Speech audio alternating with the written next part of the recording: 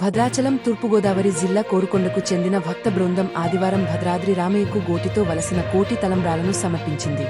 కోరుకొండ భక్త బృందం అప్పారావు ఆధ్వర్యంలో శిరసుపై గోటి తలంబ్రాలను ధరించి రామాలయంకు చేరుకున్నారు. దేవస్థానం ఈవోకే దామోదర్ రావు, ఏయో శ్రవణ్ కుమార్, వైదిక పరిపాలన సిబ్బందికి వాటిని లాంఛనంగా అందజేశారు. ఈ కార్యక్రమంలో ఆలయ సిబ్బంది తదితరులు పాల్గొన్నారు.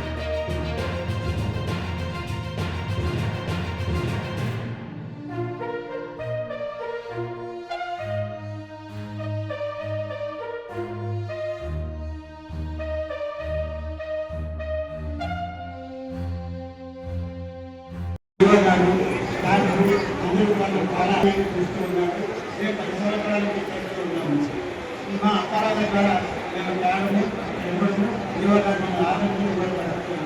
మాది ఒక చిన్న కోరిక.